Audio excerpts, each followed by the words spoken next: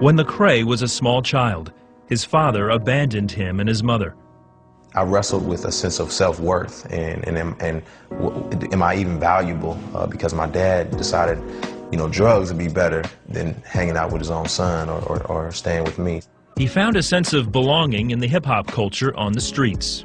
My uncles were young and wrapped up in the streets and, gangs and drugs and just promiscuous, and I idolized it. I wanted to be the gang member my uncle was. I wanted every tattoo he had. I saw my first gun and all these different things, and I was like, man, this must be what it means to be a man. And I'm just sitting on their laps, soaking all this stuff in, like, wow, and so I was like, a child of rap and hip-hop, just seeing this world come up around me.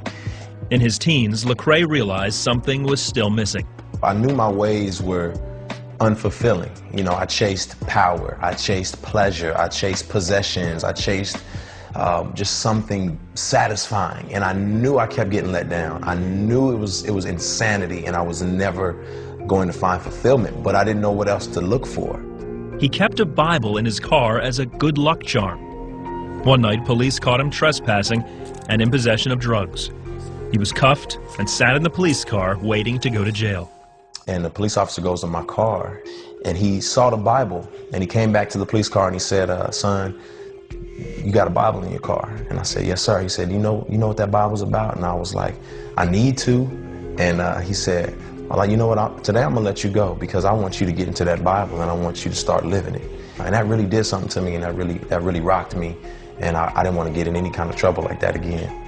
He joined some friends at a Christian conference where he heard what Jesus did for him on the cross. And he talked about Jesus, carrying his cross on the mount on Golgotha, and just the turmoil and the pain that Jesus went through. That Jesus would take all that on his own back floored me. And I said, I don't want to live like this anymore. And I just bowed out and said, Jesus, I'm sorry, and just broke down crying. For a year, Lecrae walked a line between college partier and committed Christian.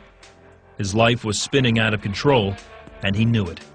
Just cried out to the Lord one day. I said, God, I feel like I'm going to kill myself or kill somebody.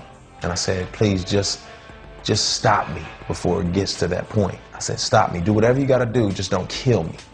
He was finally stopped in a massive car accident that left him evaluating his double life. I came out without a scratch. My car had flipped over. It was dented in, damaged up, and here I am without a scratch on me. And I said, okay, God, I need to change. Later that night, he gave his life completely over to God.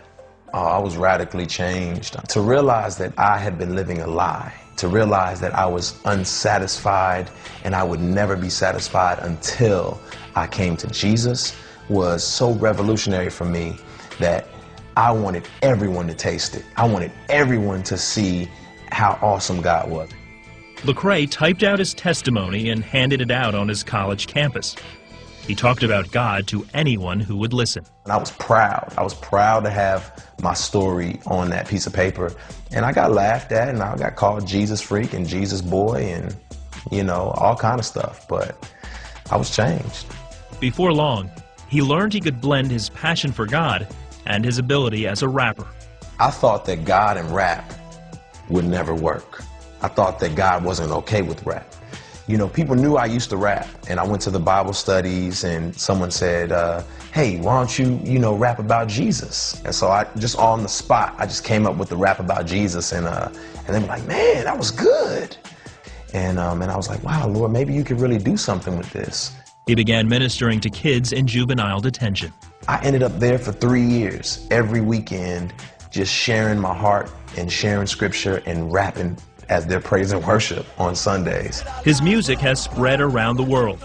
His newest CD, Rebel, debuted at #2 on iTunes.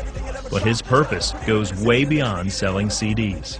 I want to use my art form to encourage the movement in the church to say, hey, let's engage the city. Let's rebuild the city. And so that's really where my heart is to rebuild cities, is to see the city come to Jesus. And if you don't know him, you're missing out on purpose, meaning, and life in general. And so I'm passionate about seeing people spend eternity with him. He's awesome. The love of a father that he missed as a child he now finds in his relationship with God. He's just loved on me when I felt like I didn't deserve love, when I felt like I was unlovable.